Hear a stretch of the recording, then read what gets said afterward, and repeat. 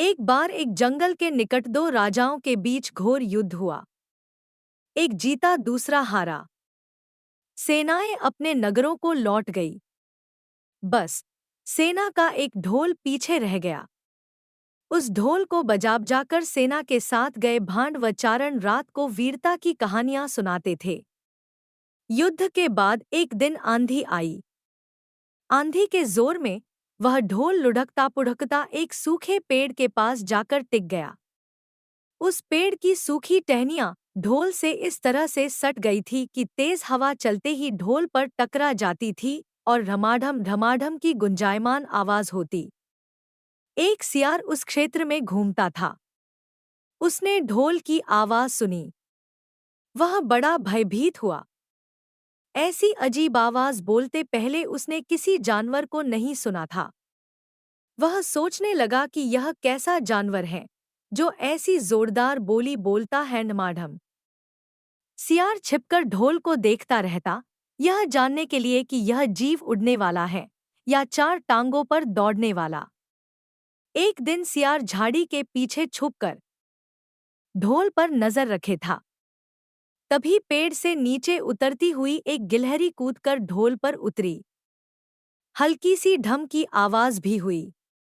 गिलहरी ढोल पर बैठी दाना कुतरती रही। सियार बड़बड़ाया, ओह, तो यह कोई हिंसक जीव नहीं है। मुझे भी डरना नहीं चाहिए। सियार फूंक फूंक कर कदम रखता ढोल के निकट गया। उसे सूंघा। ढोल का उसे न कहीं सिर नजर आया और न पैर। तभी हवा के झुंके से टहनियां ढोल से टकराईं। ढम की आवाज हुई और सियार उछलकर पीछे जा गिरा। अब समझ आया। सियार उड़ने की कोशिश करता हुआ बोला, यह तो बाहर का खोल है। जीव इस खोल के अंदर है। आवाज बता रही है कि जो कोई जीव इस खोल के भीतर रहता है वह मोटा ताजा होना चाहिए, चर्बी से भरा शरीर। तभी ये ढम ढम की जोरदार बोली बोलता है। अपनी मांद में घुसते ही सियार बोला, ओ सियारी, दावत खाने के लिए तैयार हो जा। एक मोटे ताजे शिकार का पता लगाकर आया हूं। सियारी पूछने लगी, तुम उसे मारकर क्यों नहीं लाए? सियार ने उसे झिड़की दी, क्योंकि मैं तेरी तरह मूर्ख नहीं हूं। वह एक खोल के भीतर छिपा बैठा है। खोल ऐसा है कि उसमें दो तरफ सूखी चमड़ी के दरवाजे हैं।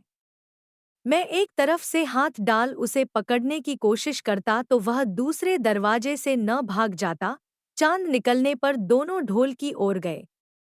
जब वह निकट पहुंच ही रहे थे कि फिर हवा से टहनियां ढोल पर टकराईं और ढमढम की आवाज निकली। सियार सियारी के कान में बोला, सुनी उसकी आवाज? जरा सोच, जिसकी आवाज ऐसी गहरी है वह खुद कितना मोटा ताजा होगा। दोनों ढोल को सीधा कर उसके दोनों ओर बैठे और लगे दांतों से ढोल के दोनों चमड़ी वाले भाग के किनारे फाड़ने। जैसे ही चमड़ियां कटने लगी, सियार बोला, होशियार रहना। एक साथ हाथ अंदर डाल शिकार को दबोचना है। दोनों ने हूं की आवाज के साथ हाथ ढोल के भीतर डाले और अंदर टटोलने लगे। अदंग कुछ नहीं था। एक दूसरे के हाथ ही पकड़ में आए। दोनों चिल्लाए, हैं, यहाँ तो कुछ नहीं है, और वे माथा पीट कर रह गए।